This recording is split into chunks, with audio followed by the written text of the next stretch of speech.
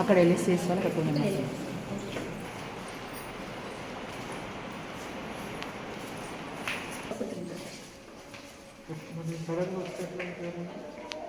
అక్కడ నార్మల్ అయితే చేస్తాను సార్.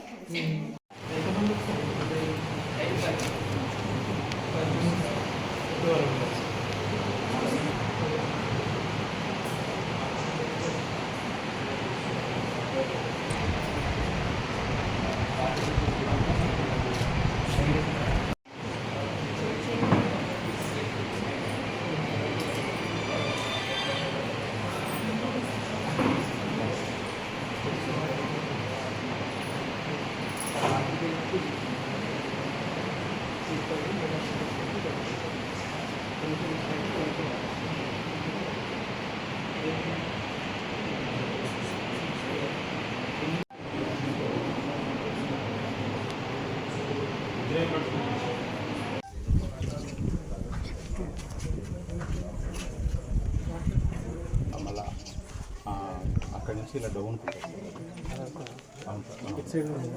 చేస్తుంది. దీని వెనకాల పని లేదు. ఇది కూడా ఇలా ఇక్కడ మామిడి తోటలో చేసుకుని ఉన్నారు సార్. వాళ్ళు చేసుకున్నారు సార్.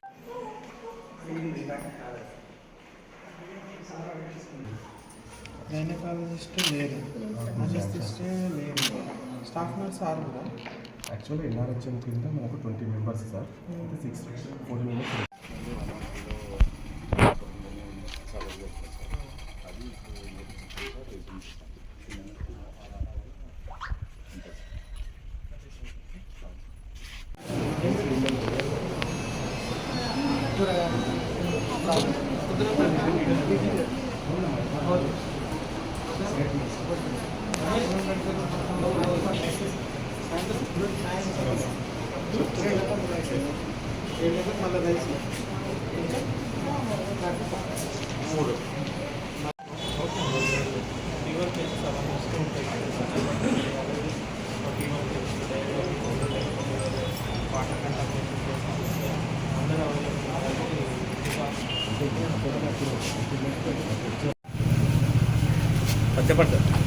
గత ఒక 3-4 రోజుల నుంచి వర్షాల నేపథ్యంలో ఇక్కడ పెద్దకొత్తపల్లిలో ఎక్కడైతే అగ్రికల్చర్ ఫీల్డ్లో విజిట్ చేసి వాళ్ళకి ఏమైనా డ్యామేజ్ అయిన కొన్ని క్రాప్స్ విజిట్ చేయడం జరిగింది. ఈ డ్యామేజ్ రిపోర్ట్ అంతా కూడా ఎక్కడెక్కడైతే మనకి ఇల్లులు కోల్పోయి ఉన్నాయి, పార్షియల్గా కోల్పోయి ఉన్నాయి, మన అగ్రికల్చర్ డ్యామేజ్ అయింది, ఆ రిపోర్ట్ అంతా కూడా మనం స్టేట్కి పంపించి డిజాస్టర్ మేనేజ్మెంట్ రూల్స్ ప్రకారం వాళ్ళందరికీ కంపెన్సేషన్ ఇవ్వడం జరుగుతుంది. అది కాకుండా మనకి ఇప్పుడు 3-4 డేస్ నుంచి కంటిన్యూస్గా వర్షాలు ఉన్నాయి కాబట్టి ఇప్పుడు వర్షాల్లో కొంచెం వాటర్ కంటామినేట్ అవ్వడం అట్లా జరగడం జరుగుతుంది.